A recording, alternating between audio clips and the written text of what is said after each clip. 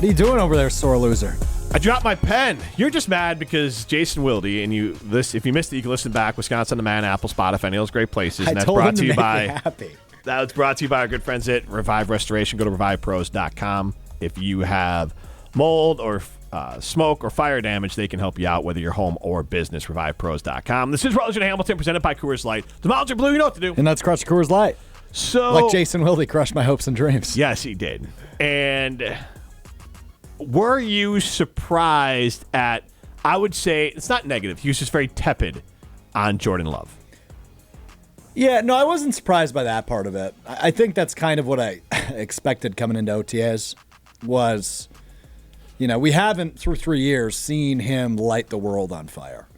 And I don't know that I necessarily expected that, especially with the guys around him. A lot of them are still picking up the offense.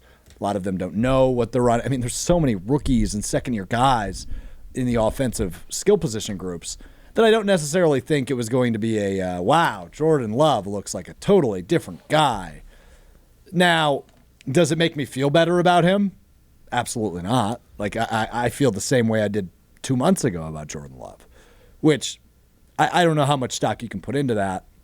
Honestly, my biggest takeaway from Jason Wilde is the fact that media is only allowed to go to 3 days of OTAs, which is surprising to me. Like, I understand the Packers' point, but you would think you'd want, the people that are, the avenue between the team and the fans, like Wilde and Domovsky, et cetera, Schneidman, you want them to at least report on, they're not reporting on the X's and O's and the plays you're running in OTAs. They're going to report on the flash plays and the things that stuck out. I would say I don't think it's abnormal. It's not. The other team that I follow, Chicago, they have also tightened it up. A lot of complaints there. Not a lot of time to be able to see things.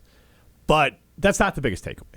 And to your point about... It's not the biggest takeaway. I may have misspoken. Right. There. Jordan Love, we got to get into it. 844-770-3776. Let's post our first Iron Jock poll question. Does Jordan Love's roller coaster of an OTA...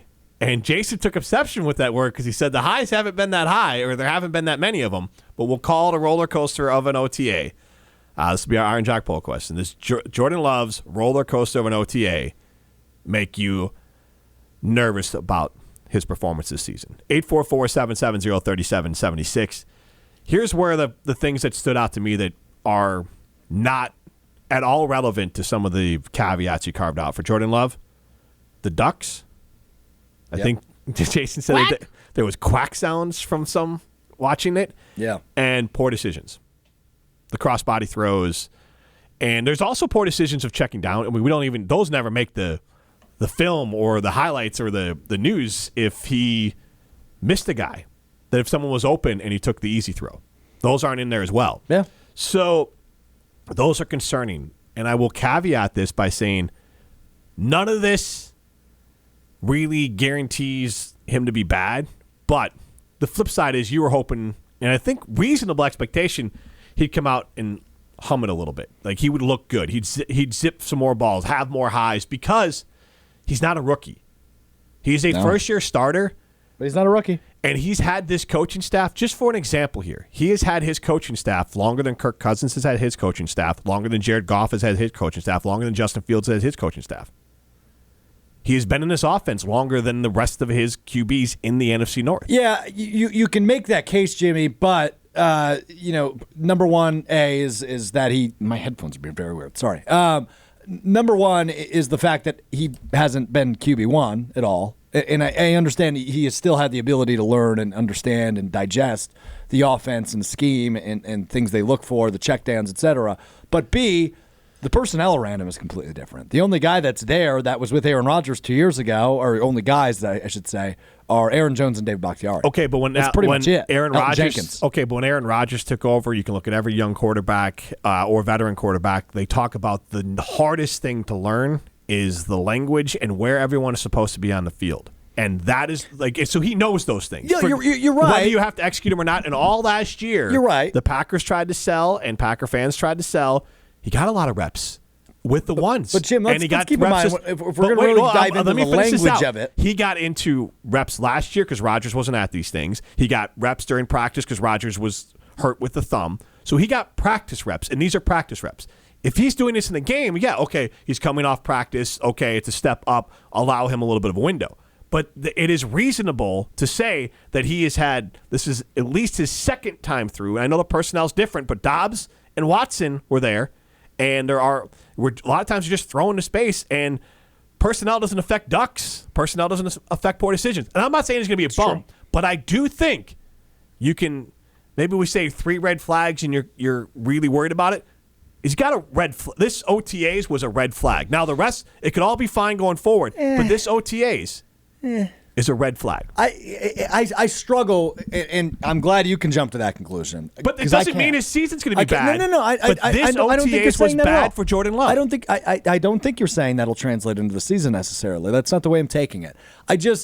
I struggle with how much stock to put in OTAs, right? And we've talked about this on the exact flip side. Would you have given him make it binary, would you have given him a green flag if he was looking good? Yeah, I think it's easier to get excited than down on a player this early. And I'm not down. It's just one red flag. We'll say 3 you're officially worried. This is just one. He could go out and sling it in training camp. No, you're totally right. Preseason, everything. But again, I do struggle with how much stock to put in OTAs because what we're hearing is only from 3 days, as Wilde alluded to a little bit.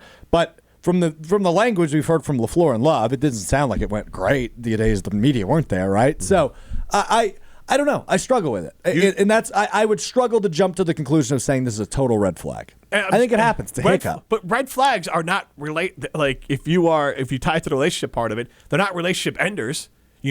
This could just be maybe he's a bad practicer. Maybe he still is a little bit slow on the uptake as far as getting everything done. But it's definitely something, I view a red flag as something that I am now concerned about. And a bad OTA when you've been with the program for this long, and if he turns around this OTA, but I guarantee it, and this is a fair statement, you would much rather he look good right now. You would much rather. There's ambiguity about how good Jordan Love is in practice. There is ambiguity about his skill set in practice. And again, I don't know what it'll end up being, but I'm saying that right now I think it's fair to say, and King Control House D chimes in with a yellow flag. Yeah, I agree. Call it a yellow flag. Yep. But that's also, in my opinion, means it's a red flag, because if Packer fans are willing to call it a yellow flag, that's with your own eyes here. I think it might be a little too far to put that much stock in OTAs. And is the case I'm trying to make. Here's the baggage I'm bringing into it.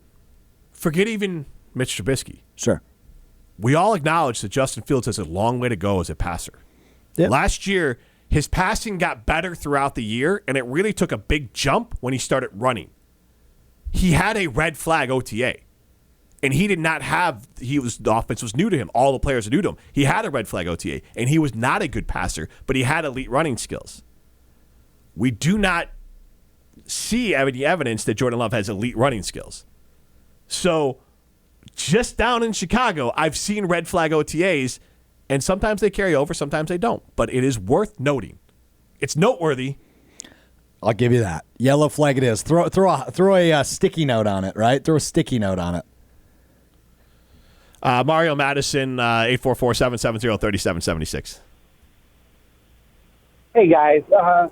Thanks for taking my call. I just, when it comes to these up and downs, I just don't think we get a good judgment off of 4 practices that the media has seen when we've heard his teammates say they see good stuff out of him. So it's like, are we going to take the word from the 4 practices, or are we going to take the word from the teammates?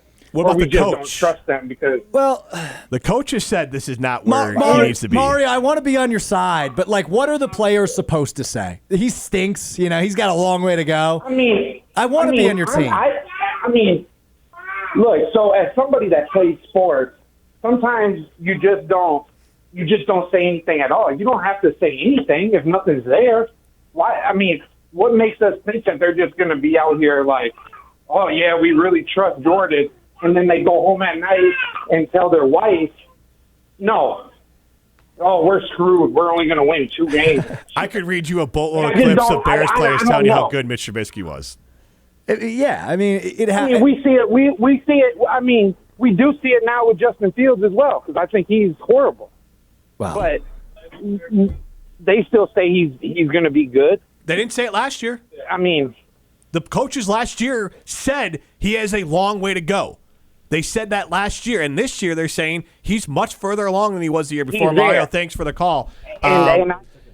And I'm not trying to turn him off there, but you had you had a rebuttal there. Yeah. I don't know I haven't seen a lot of quotes being like Jordan Love's from the players saying. Yeah, no, Romeo Dobbs said it like he doesn't see the big difference, right? Which is hilarious. By the way, Packer fans, you have to sit that out because you all lost your gosh darn minds last year. It's like that's what I'm saying. Devontae Adams you all last have year. to sit it out because Hall of Famer. Carr to Rodgers is a far more fair comp than Jordan Love to Rodgers. At least right now, absolutely. Yes. Absolutely. When they were made. Look, here's what I'm going to say. This is my message to Packers fans. Mm-hmm. This is nothing to panic about. But you it is something to keep an eye on. You don't crank the panic meter up from like 0. Where were you before this? July, I will crank the panic meter. What is your panic meter about? I don't know what he could do in OTAs that would make me go, holy crap, this guy stinks. This is going to be a horrible year. Well, he would not have any ups. He had, we're all very clear he had ups. And I'm going off of not just Jason Wilde and every other reporter out there. We're going off the coach and the player, Jordan Love. They're not singing each other's praises. And well, they are, but it's not. It's not. Wow, he's better than Rodgers. He's Rodgers level. There's a smooth. There's a tempering of expectations from Matt LaFleur, which I think is on purpose, which I think is fair. I don't think it's fair to expect Jordan Love to come out and be great. No, I agree. I was just surprised because he's not a rookie. He's gone through this specific timeline over and over and over again, and it's not fair to compare him to Aaron Rodgers, but he will. I guarantee Aaron Rodgers had multiple times where the personnel was switched out a lot, and he wasn't making duck throws and making poor decisions. Those are the things that I'll ask this, Alex, and you can chime in 844-770-3776. I know we got to throw some stones, but where was your panic meter about Jordan Love not being a good NFL quarterback before OTAs? What do we want to do? A scale of 1 to 10? Yeah. Probably like a 2 or a 3. And if it wasn't a 2, is it at a 3 now at least? No. You're not even remotely even a flickering there.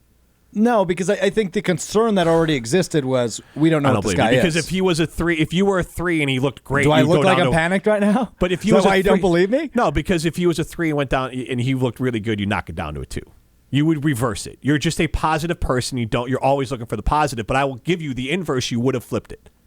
I don't know that I would have. I think you would have. Because again, I don't. When I say things like Luke Musgrave, Offensive Rookie of the Year, that's obviously tongue in cheek. I know that, right? Yeah. I like the overreactions to OTAs, but I also try not to overreact on the flip side, right? Because I think it's fun because we get a little football. We all miss football. We still got a few months until we get tangible football. Not going from I'm not a 2 to a 3 as far as worried go for Jordan Love. I was already there. I would say I was at a 2.5. I was at about 25%. Yeah, I wouldn't be completely shocked if this guy doesn't pan out. But I'm also still, thinking, hey, there's raw ability there that we saw in college, that's why he was valued as a late first round. 2018. But that was why he was projected as a late first round or an early second round pick in 2020, right? I mean, I'm not an NFL scout. You're not an NFL scout, but NFL scouts all valued him as quarterback 4 or 5 in that draft. Some valued him higher, but he was no lower than maybe the 4th or 5th best quarterback in that draft. Who was the 5th quarterback in that draft? Jalen Hurts, which is wild. Just wanted to make sure. Accurate on that. Yeah, we're on the same page. And again, you draft on potential. A lot of people didn't think Jalen Hurts was going to be lighting the world on fire in the NFL. Quarterback is the hardest position ever to figure out. 1,000,000%. This is Rutledge and Hamilton, presented by Coors Light. You're listening to Rutledge and Hamilton, presented by Coors Light. Miss any of the show? Find full show podcasts free on Wisconsin On Demand and wherever you get your podcasts. Jim Rutledge here to tell you about X Golf Madison, and the most important thing that you need to know is that X Golf Madison is for everyone. Heck, I golf there. Whether you're a seasoned pro, a new golfer, or in between like me, X Golf Madison is going to be fun for you. They have a full bar, excellent service, great food, and the most advanced and accurate golf simulators in the world. You can play one of their 50 courses available, take lessons from a PGA pro, hit the driving range, or even join a league.